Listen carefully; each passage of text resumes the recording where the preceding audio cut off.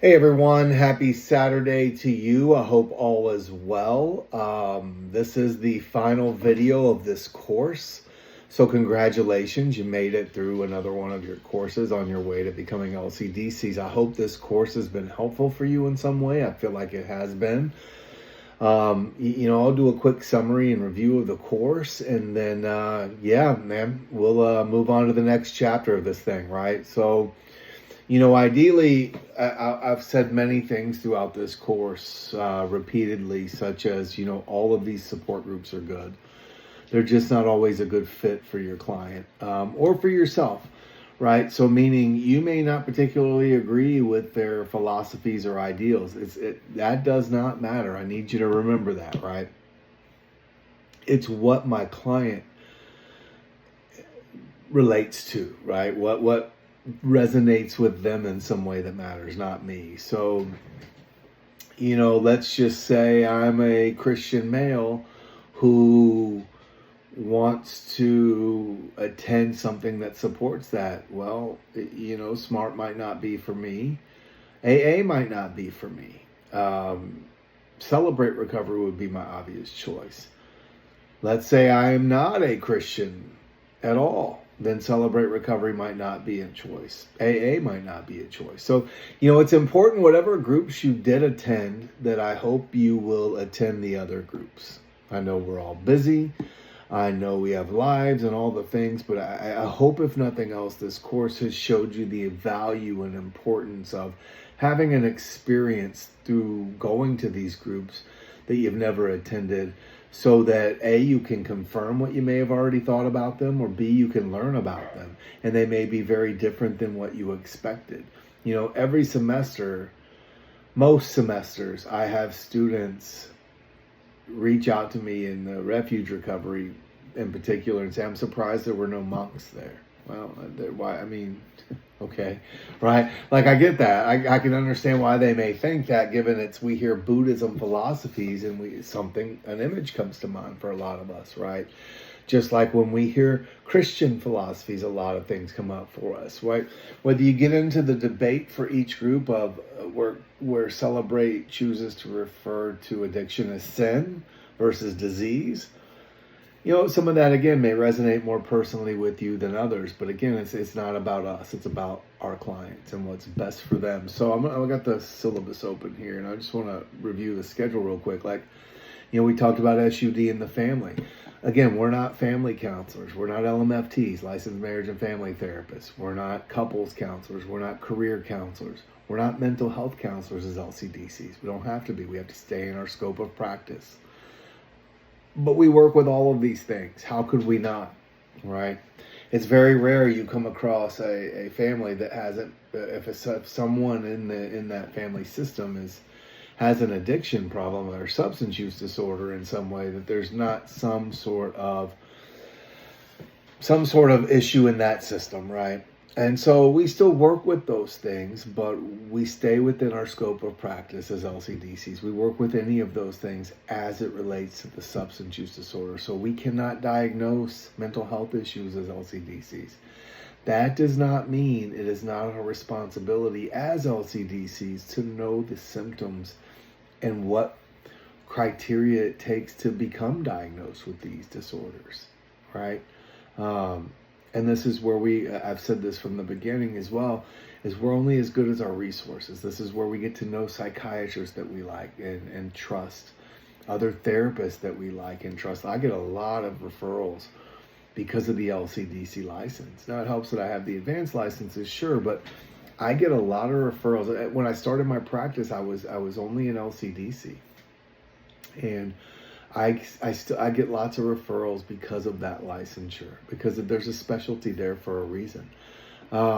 We touched on the biopsychosocial model, which is, for me, I'm one person, right? Take this as that. But that really offers such a solid explanation as to why there's not one answer for everybody, right? Well, just stop, or just do this, or just, if you go to this treatment, it'll be okay, or if you get this shot, or go to this psychiatrist, or take this pill, or go to this counselor, it'll be all better. No, that's I don't know of anybody that's ever been the case. I'm not saying it hasn't happened, but I don't know anybody. I mean, that's including in my professional career.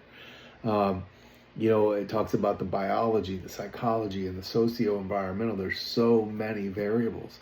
I will always say to my clients, I don't hold anyone responsible for developing an SUD because genetics, they're out of our control. Do we make some choices along the way? Yeah, 100%, right? But genetics are out of our control for the most part. Our psychology, the way we perceive things, our motivation, it's very different person by person, given our upbringing, our family of origin. I mentioned I taught a multicultural counseling class, and I loved that class because you really got to experience on a micro level, culture. And many of us think of culture as race or ethnicity, but it's way beyond that. Look, I've lived in Houston and Dallas and Tennessee and Oregon and Alaska, and they all have very different cultures. Hell, Dallas and Austin are very different. San Antonio and Houston are very different for that matter. I mean, while we have a very similar culture under let's say the state, and an even broader culture under the United States, even a broader culture in the Western Hemisphere, then my own family has its own culture. My family's family has its own culture, meaning my sister has children. Their little family unit has its own traditions and culture. And so we have these subcultures. And so all of these things are very different. While there's many similarities, we can't throw it all into one box. And this is why we treat people as unique individuals. So, the biopsychosocial model really offers, from my perspective, a wonderful explanation, not an excuse, but a wonderful explanation. And I always will say to my clients, as I started to say a second ago, that I don't hold anyone responsible for developing a substance use disorder. I do try to hold clients accountable when they recognize this is the problem and working towards a solution. You have to be accountable for that. Right. So that said, then, we talked about a little bit about co-occurring disorders, very little. You're going to learn much more about that along the way. And again, while we don't diagnose those as LCDCs, we must be familiar with criteria for diagnosis and symptoms and resources, right? Because so many of our people, most of our people, I mean, I'm guessing 90 percentile range, maybe higher, have a co-occurring disorder of some kind, right? And that's just been from my experience. I'm not basing that on research with that number, but it's a very high number, right? We talked about working in a treatment setting. Get out, get to know your BD people, your business development reps. They'll come to your office. They'll bring you lunch. They'll have you tour the facilities. Again, I know we're all busy.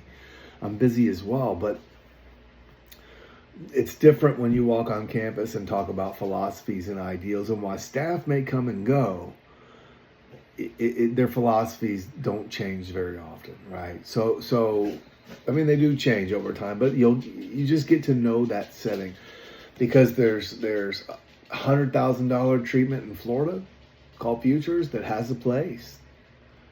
Not for everybody, clearly. Then there's the Wheelhouse in Deer Park, which is free, and everywhere in between. Some places allow phones and computers. Some places specialize in trauma care. Some places are 90 days. Some places are gender specific. So all of these things matter, right? And get to know these places so you can, best help your people. And lastly, I'll just run down. Remember our meetings, right? You got basically 4 major groups of recovery support. There are a few others, offshoots, but you got 4 major groups. You have what we would say the 12-step model: AA, NA, CA, CMA, right? Al-Anon, Nar-Anon. Those are the family programs, as you know. And they believe that in the medical model that you have a disease. You come into these programs, you admit this powerlessness over this disease, you work this step work, which, man, for me, it's a game changer for people. I use 12-step integration with every client I see in some form or fashion, at least 95%. No kidding. Even those without addiction problems, right? Because I believe in that step work. I believe in that philosophy. You find the higher power, they call it, right? And remember, they changed that from God to higher power to be all inclusive. So know your history of these programs at some point, so you can have an educated conversation with a client when they challenge you on some of the facts of these programs. Again, another reason to attend the meetings you didn't attend. And my hope is you will do that. to be educated so you can have these conversations. You find this higher power, you rely on this, you do this step work, you work with others.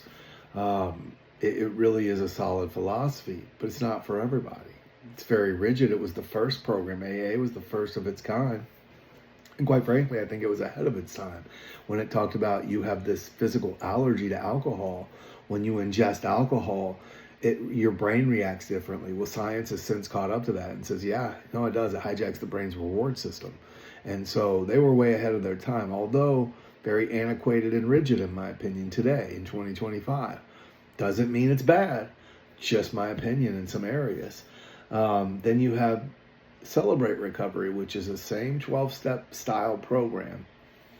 And you'll find there's a video called The Anonymous People from 2012. It's a documentary. It's a great documentary. Again, it's old now, but it's still a good documentary. It said in that video that there are 200 plus, 250 maybe, 230, more than 200 programs that either use the 12 steps or use Anonymous in the title. But AA started all that movement, so they're very rigid in that 12-step approach. That said, Celebrate Recovery follows that model, only they use different language. They say it's not God as you understand him, it is the Christian God.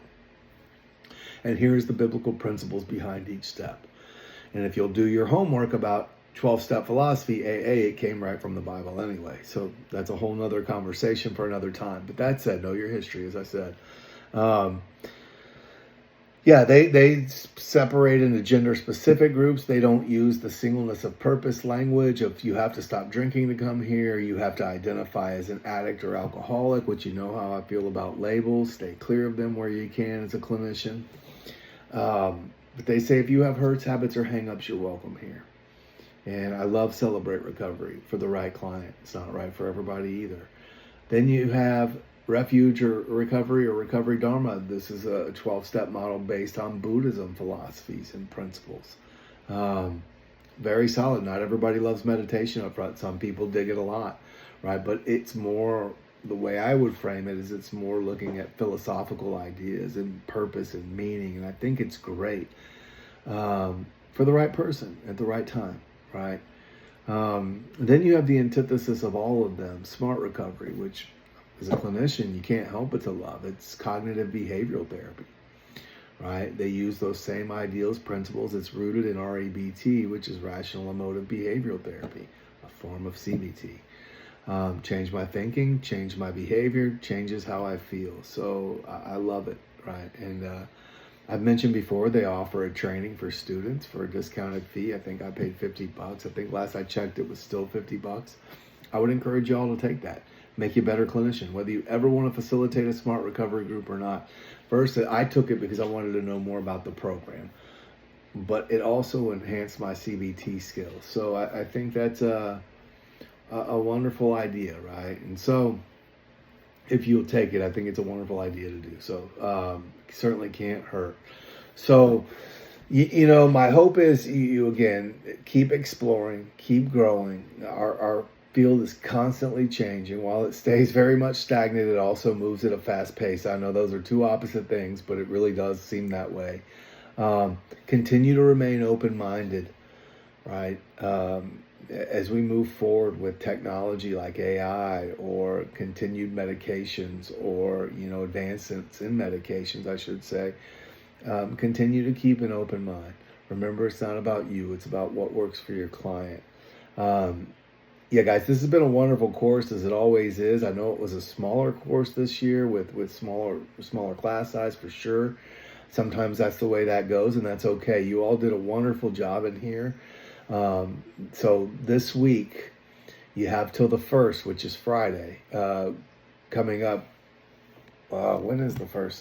Yeah, whatever the 1st is, that's when you have to complete all your papers. I feel like it was Friday, but maybe it's Monday. I don't know. Either way, you have till 12/1 to complete this final paper, which is just a reflection paper. And so on this paper, you still need to do a title page, and you still need to write an APA writing, Times New Roman, double space. Stay in that habit, guys. I'm telling you, you'll appreciate it later if you keep moving forward with your education.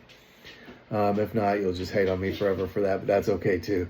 Um, I'm willing to take that for you. But that said, look, just summarize what was important to you. You don't have to use a resource. I'll never discourage you from using a resource to stay in that habit, but you don't have to.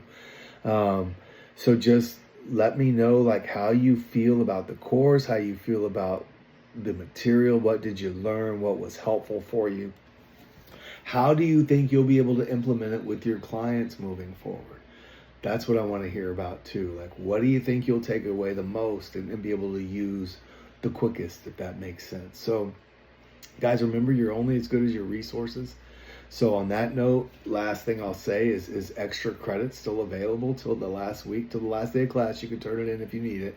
And one of those extra credit assignments was to create a list of resources. I would encourage you, whether you choose to do it for extra credit or don't, start making a list.